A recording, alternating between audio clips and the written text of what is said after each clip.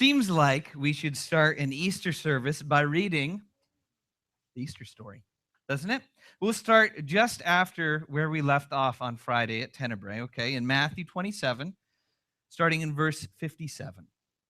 As evening approached, there came a rich man from Arimathea named Joseph, who had himself become a disciple of Jesus. Going to Pilate, he asked for Jesus' body, and Pilate ordered that it be given to him. Joseph took the body, wrapped it in a clean linen cloth, and placed it in his own new tomb that he had cut out of the rock. He rolled a big stone in front of the entrance to the tomb and went away. Mary Magdalene and the other Mary were sitting there opposite the tomb. The next day, the one after the preparation day, the chief priests and the Pharisees went to Pilate, the Roman governor. Sir, they said, we remember that while he was still alive, that deceiver, Jesus, said, after 3 days, I will rise again. So give the order for the tomb to be made secure until the third day. Otherwise, the disciples may come and steal the body and tell the people that he has been raised from the dead. This last deception will be worse than the first. Take a guard, Pilate answered. Go make the tomb as secure as you know how. So they went and made the tomb secure by putting a seal on the stone and posting the guard.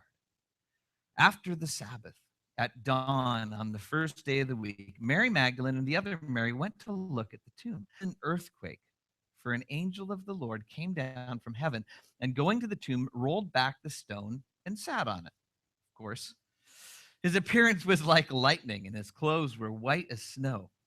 The guards were so afraid of him that they shook and became like dead men.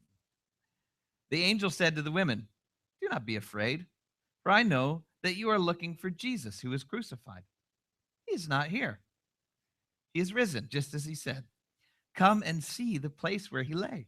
Then go quickly and tell his disciples he has risen from the dead and is going ahead of you into Galilee. There you will see him. Now I have told you. So the women hurried away from the tomb, afraid yet filled with joy. Afraid yet filled with joy. That's a good statement there, I'd say. And ran to tell his disciples. Suddenly Jesus met them. Greetings, he said. They came to him, clasped his feet, and worshiped him. Then Jesus said to them, don't be afraid. Go and tell my brothers to go into Galilee, where they will see me. While the women were on their way, some of the guards went into the city and reported to the chief priests everything that had happened. When the chief priests had met with the elders and devised a plan, they gave the soldiers a large sum of money, telling them, you are to say, his disciples came during the night and stole him away while we were asleep. If this report gets to the governor, because they would have lost their lives for falling asleep on the guard duty, right? If this report gets to the governor, we will satisfy him and keep you out of trouble. So the soldiers took the money and did as they were instructed. And this story has been widely circulated among the Jews to this very day. So when he was writing that, Matthew was saying, hey, you know that rumor that's going around? Let me tell you how that one started. But do you ever notice that these gospel stories that we read, the accounts of the resurrection, never actually contain an account of the resurrection? They describe Jesus' followers finding the empty tomb. They describe them meeting the risen Jesus, but they never actually describe what happened in that moment. Think about it for a minute. What do you think it looked like? That at one moment there's a corpse, okay, kind of disgusting, cold, beginning to decompose, laying there, still as it should. And the next moment, something happens. Now, I don't know, did it happen gradually? Was it like the colors started to creep into him and, then slowly he sat up? Or was there like a bang and a flash of light and then suddenly he was back? I don't know. However it happened, there was clearly some sort of amazing power at work in that tomb, something way beyond our human ability to understand. Even with all of our medical advances today, there's nothing in medical science that can reanimate a dead body after an hour, let alone a day, let alone a day and a half or 2 days. It's just simply against the laws of science. Tissue begins to degrade, and it can't be repaired.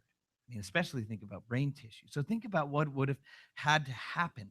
Every organ in Jesus' body, every soft tissue part would have had to be basically remade, reconstructed, recreated. Right? And think about like his brain would have had to somehow I don't know, whatever you call what happens to a brain when it goes from being a dead pile of gel to a living human brain. Like there was a power at work in that tomb that's way beyond our ability to understand or explain. Easter is an event that can only be explained by saying, God did it. Yeah, from the beginning, as we just read, from the beginning, people have tried to explain it away. The religious leaders circulated a paid rumor that his disciples had come and outwitted the Roman guards and stolen the body. Now, that's kind of crazy when you think about it for a couple reasons. First of all, his disciples were not known for their intelligence, were they? They weren't known certainly for their ability to wage some sort of violent attack on the soldiers. So, unless they poisoned their drink or something to cause them to sleep, I can't see them coming up with the plan to attack Roman soldiers. That would be very likely to result in dead disciples, not a stolen body. Okay. But the other thing is, what possible motivation could they have had? They were despondent. They were depressed. They had lost all hope. They had just lost their leader. And all their ideas about the coming kingdom were proven wrong. Can you just imagine the conversation between Peter and John? Well, Peter, that was a fun 3 years, but I guess you were wrong about him being the Messiah, the Son of the living God. Well, John, yeah, I guess we really fell for it. Well, let's go back to fishing, I guess. That's probably what's best for us anyway. Wait a minute. I have a better idea. Let's steal his body and keep the lie going. Oh, yeah, that is a good idea. After all, they killed him. Maybe they'll want to kill us too. What could they possibly have gained from a deception, right? Power and fame. If you know church history at all, the first 300 years of the church, there was no power or fame to be had, only persecution and in many cases execution. In fact, all of the original 12 disciples, except maybe John, were executed, were martyred, were killed for their faith. What did they have to gain? Not really anything. Would they have gone through all that for something that they knew to be a lie? That's pretty doubtful. Over the years, other people have come up with other stories, like Jesus just passed out on the cross, or maybe he, like Juliet and Romeo and Juliet, took like some special potion that made it look like he was dead, and then when he was in the tomb, he woke up, the same way Juliet did in that Shakespearean play. You guys have heard that before? Yeah. Okay. Everybody's looking kind of blank. Romeo and Juliet. It's a pretty good movie if you want to see it. So. Now, that's an interesting explanation, too, and it probably brings up more questions than answers. For instance, how did he get out of the tomb? In the story we just read, an angel came and rolled the stone back. If he kind of woke up in there, how would he have got out? One thing is for certain, they did not build tombs with inside door handles, okay? Once you were in there, they really wanted you to stay in there. They were not interested in a zombie apocalypse any more than we are today, okay? So you go in the tomb, you stay there. There's no, accidental, oh, oops, he's not dead. He can open it from inside. So there's lots of other questions about that one. And really, there is no good explanation about what happened on that first Easter except saying that God did it.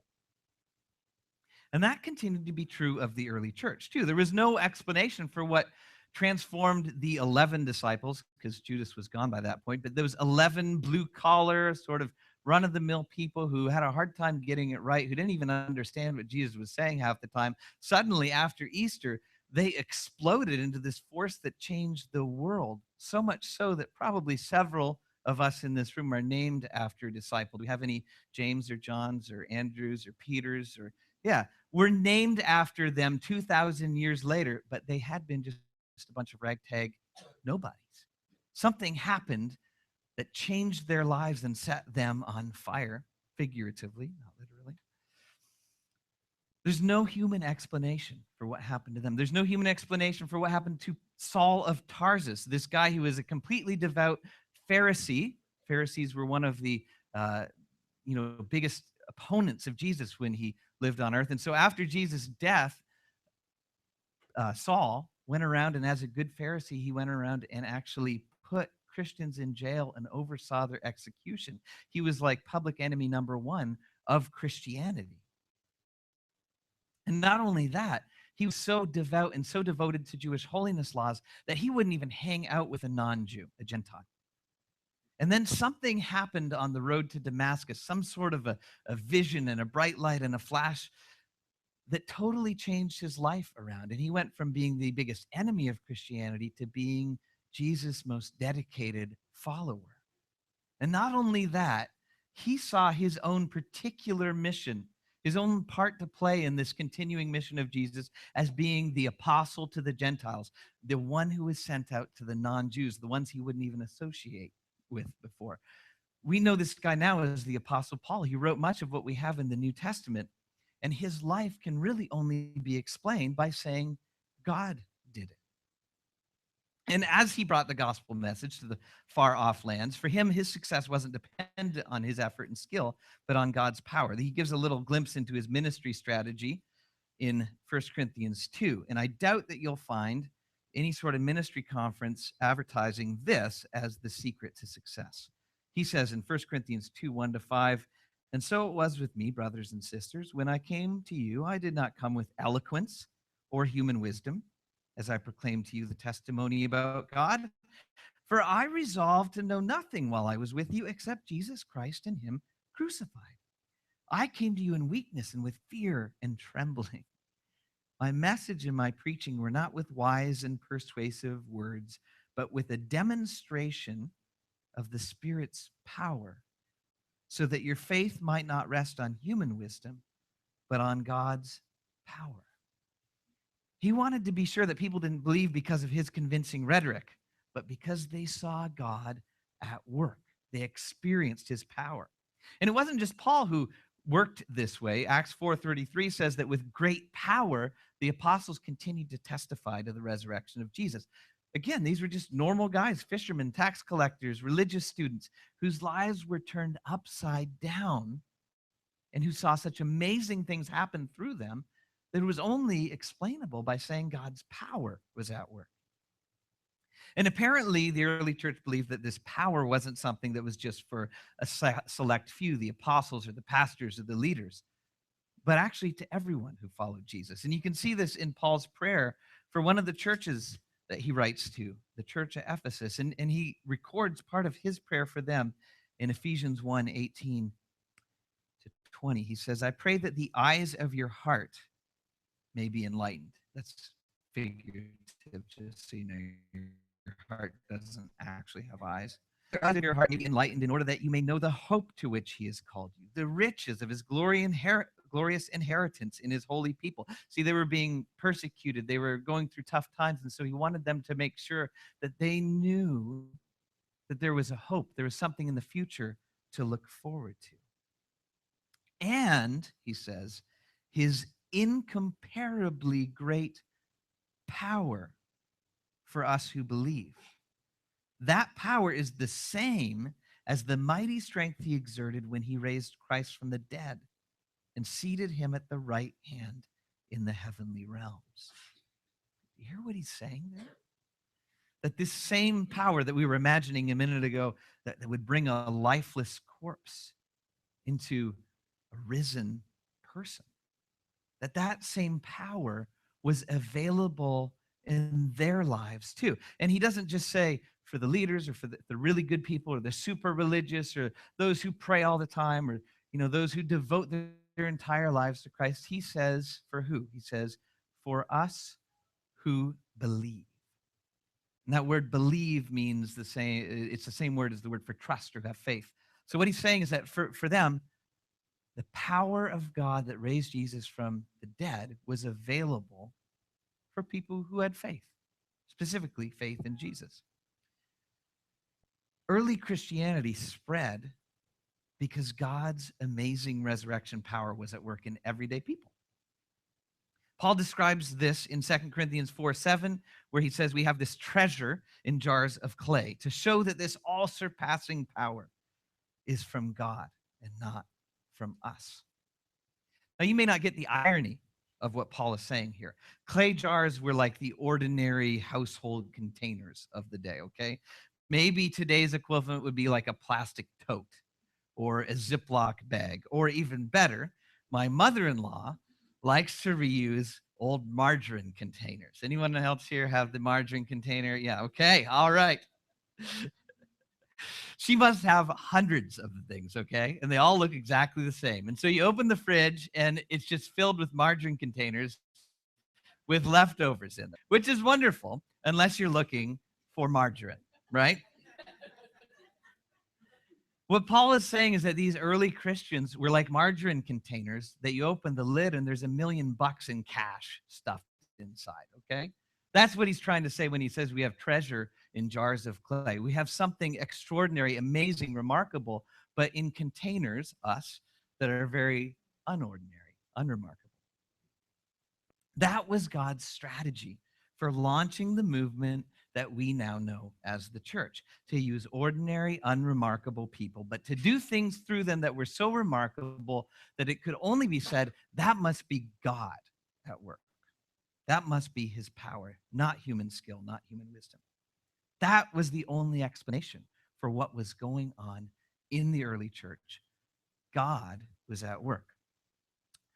Unfortunately, that all ended centuries ago. And since then, we've been on our own. As individuals, you and I are on our own to live good moral lives. We're on our own to conquer our sins and beat our addictions. We're on our own to make our lives count for something. It's the same with churches. Back then, leaders could assume that God would show up in some way to prove himself. But now we have to go to conferences to learn how to help him out.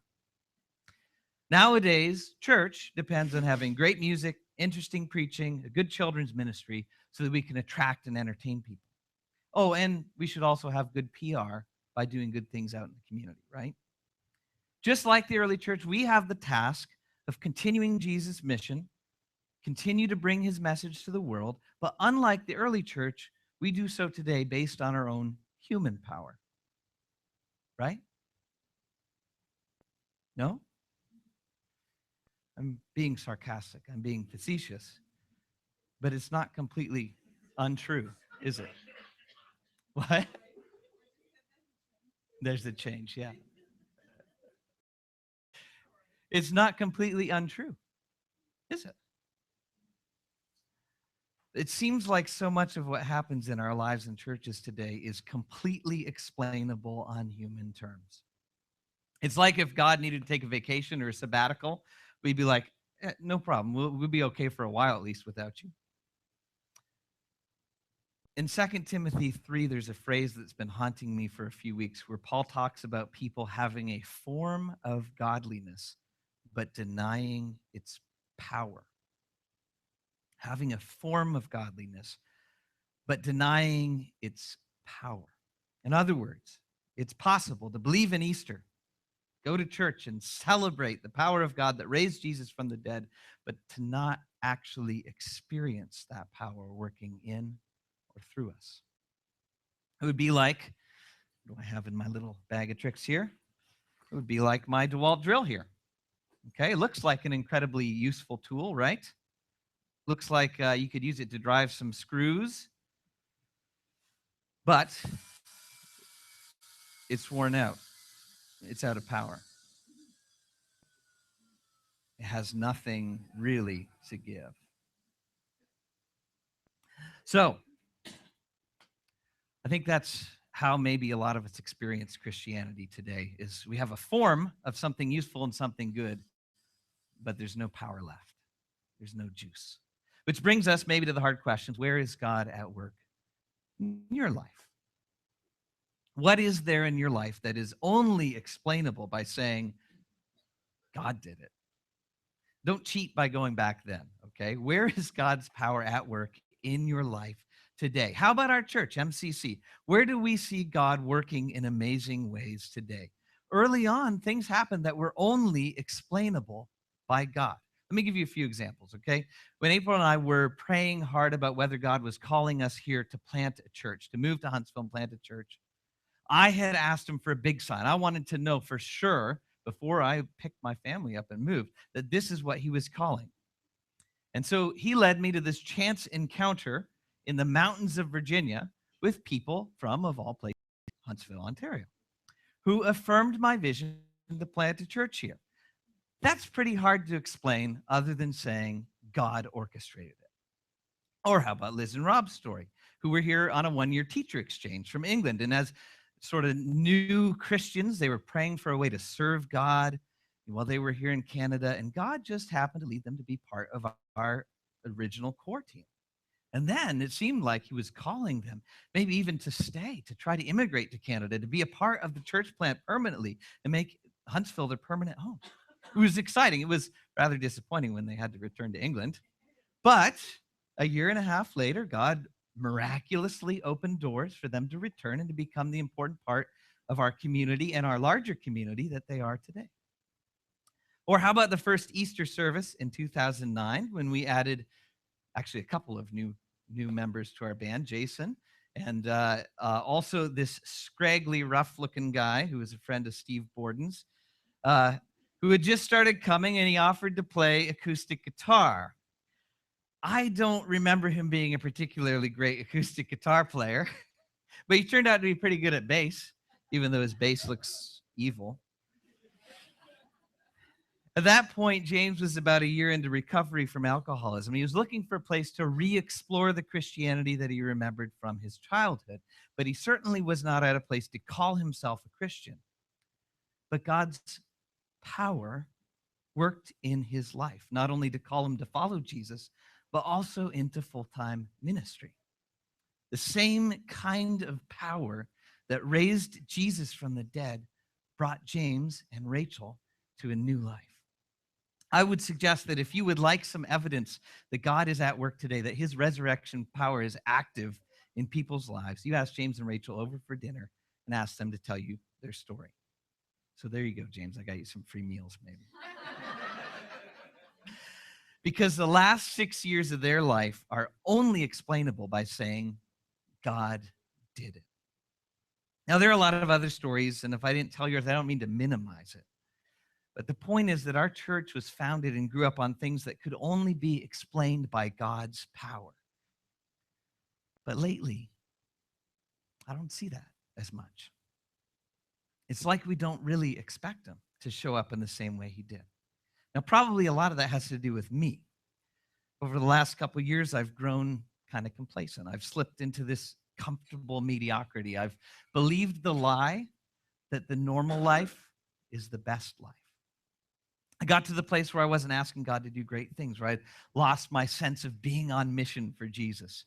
And I began to think that my life was about myself, that everything sort of relied on me.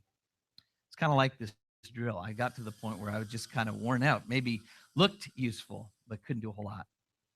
No power. There are a lot of reasons for getting to that point: frustration, hurt, prayers that weren't answered or didn't look like they were answered. Maybe just going with the flow and giving into cultural norms, or feeling let down by people, or just getting tired and burnt out. But the reasons why I got there don't really matter, okay? What matters is that over the past few months, God has been at work, waking me up from a sleepy state.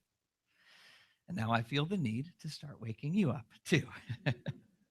Now, maybe you've been awake all along, and maybe you're wondering why I was asleep. And if you were, thank you for your patience and your prayers. They probably have a lot to do with where I am now. But I have a feeling that many of us are in this together. That for many of us, our individual lives and our collective life as a church is pretty much completely explainable on human terms. And my prayer for the last few weeks has been that today, Easter Sunday 2015, will be a new beginning for us. That it will go down in the books as the day we decided to stop relying on our own power and again rely on the incredible, all-surpassing power of God that raised Jesus from the dead. It's time to snap in a new battery.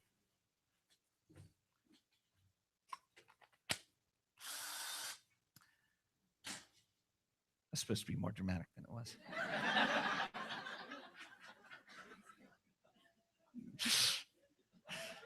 What does that mean? What does it even look like? So I'm not sure I know, but I do know what it doesn't look like. I know that it doesn't look like life as normal. It doesn't mean staying cozy and safe and living normal everyday, completely explainable lives. It means getting out of our comfort zones and living for something much bigger than ourselves. For some of us, it means that we finally gain victory over that addiction or that sin that we're trapped in. Listen, if God can raise the dead to life, he can give you freedom. He can save you. The gospel says to captives, be free, and to people who are walking in the dark, come out into the light. For some of us, it means we get a sense of mission, a sense of purpose to life, that we stop living for ourselves and we start living for Jesus, who loved us and gave himself for us. It'll mean that spiritual gifts come alive in us as we find particular ways that God uses us. I saw this happen a couple of weeks ago in Ohio, and it was inspiring to me. There was this guy who came in, and he had the ability or the spiritual gift to be able to hear from God in ways that were pretty remarkable. So he could say to people, pretty sincerely say, I was praying for you, and God showed me this. And they would open their eyes and look at him shocked, like, how could you have possibly known that? But he didn't do it with a microphone or on the stage or in any sort of flashy way. He was just comfortable with the fact that that was how God worked in and through him. He was comfortable with the fact, and he expected that God's power would show up in his life and through his life. And for many of us, we'll begin to live with our spiritual gifts, whatever they are. They may not be that dramatic. They might be the gift of encouragement or hospitality or something like that. But we'll begin to live in them and see God's power at work through them, which is the essence of what a spiritual gift is. If we live in God's power, we'll begin to see these amazing coincidences start happening where we show up in just the right place at just the right time with just the right words in a way that's only explainable by saying, God must have done that. For others of us who face situations that just seem too big for us and we're overwhelmed by the trouble, we'll experience a sense of peace, calm, and a sense of God's presence that's only explainable by saying, God must be at work. We'll see him provide wisdom and guidance and strength and character and food and money and other necessities. We'll see him do these mini miracles, giving us exactly what we need at exactly the right time. And we'll be amazed, and the people around us will be amazed too, because it will be clear that it was something that God did. I don't pretend to have all the answers. I don't pretend to know the way forward. But I do know this. I believe this is where God is calling us to rely on his power in a way that we haven't done before, both as individuals and as a church. I'm tired of living a life that's normal, that's completely explainable. I'm ready to live the kind of life people look at and scratch their heads and go, well, I'll try to explain it some other way. Just the way that they tried to explain away what had happened on Easter Sunday. More than just wanting that for me, I want to lead a church that displays the life-changing power of God on a daily basis. I don't want us to be the church that serves the community. That's good. That's great. I don't want to be a church that has a great band or good sermons or nice people. I don't want to be known as the hippie church or the heretical church or whatever else people say about us. I want MCC to be known as a place where God is real, where he's at work and he shows up powerfully and unexplainably. Is anyone with me? If you're here and you're a guest and you're going, what did I get myself into? Sorry to have come into an internal dialogue. If you don't know where you're at with your faith, you don't know if you believe in God, let alone this whole message of Jesus, that's all right. We welcome you here. So sorry that I wasn't talking directly to you. I often try to do that. Let me talk directly to you now. This is actually a pretty good Sunday to be here because hopefully you can get the gist of what Christianity is actually about. It's not about living nice moral lives and going to church on Sunday. That's a much safer thing for it to be about. It's actually about allowing God's power to come alive in your life and to perform a resurrection on your soul, to bring the parts of you that are dead back to life, and to do something that can only be explained by saying God must have done that. If you're not a Christian, let me take this opportunity to apologize. I am sorry for the ways that Christians regularly fail to live this out, including myself. Because when Christians try to live a Christian life without God's power, all kinds of bad things happen, like hypocrisy and judgmental attitudes and bigotry, and maybe worst of all, televangelists.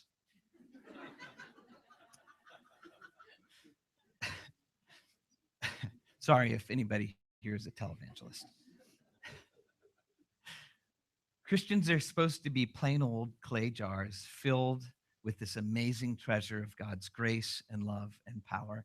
And unfortunately, we too often leave the treasure around and end up, or leave the treasure behind and end up as just clay jars. And it's not very impressive. And I'm just guilty as the next person, and I'm sorry. But the good news for you is this, that if you do choose to become a Christian, no one will be accused of being sucked in by our spotless reputation, right? No one is going to accuse you of becoming a Christian because that's what all the cool kids do. That gives you an opportunity, just like Paul said to the Corinthian church, to build your faith on the solid foundation of actually experiencing God's power, not just being convinced by some human wisdom or a convincing sermon. But whoever you are today, wherever you're at in your faith, if you've been relying on your own power, I want to extend the invitation to you today to repent. Repent simply means to change directions. So my challenge to you is to resolve to stop living a normal life and ask God to display his power in you. Now, God displays his power through normal lives. You don't have to, well, unless God asks you to, you don't have to sell all your possessions and give to the poor, but he does occasionally ask people to do that. You don't have to become some John the Baptist figure living outside of town in a robe and eating locusts and wild honey. You can probably pretty much continue in the path of life you're in, but when you invite his power in, things are going to change. Now, what can you do to get his power? Well, nothing. That's the point. It's God's power, not ours, right? Matthew 13 tells the story about when Jesus goes back to his own hometown, and people are kind of annoyed at him, kind of skeptical, because to them, he was just the carpenter's son. They were offended about the fact that he had set himself up as someone important. And the end of Matthew 13 says he did not do many miracles because of their lack of faith. It seems that Jesus' ability to work is directly tied to the fact that we can trust him to do so. That goes along with what Paul said in the passage we read earlier, that the incomparably great power of God is for us who believe or who trust, who have faith. So somehow it's linked to our trust, to the fact that we would trust that he would actually show up. And so what do you have to do to get God's power to work? You just make room. Ask for it to happen. Pray. Leave room in your life and expect God to show up. That's what it means to have faith, to trust. There's no song and dance you have to go through. You just have to be open. Whether it's again, like it is for me, or for the first time, maybe. So we're going to close with a couple of songs, and we'll give you an opportunity to take communion. There's little cups of grape juice, and you can take a little piece of bread. There's some here, there's some at the back. And we do that on the first Sunday of the month in order to remember the body and blood of Jesus, this sacrifice that Jesus made on our behalf. We remember him. We accept it as a gift. There's no level of righteousness you need to attain to be able to take this. There's no special class or anything that you need to have gone through. We just ask that you're able to recognize him as you take the cup and as you take the bread. And my challenge to you today is that as you take communion, as we do these last couple songs, that this is your way of responding and saying, yes, God, I do want your power to be displayed in a greater way in my life. I'm open to that. I believe that you can actually work today, that what you had wasn't just for the people back then, but it is for us today.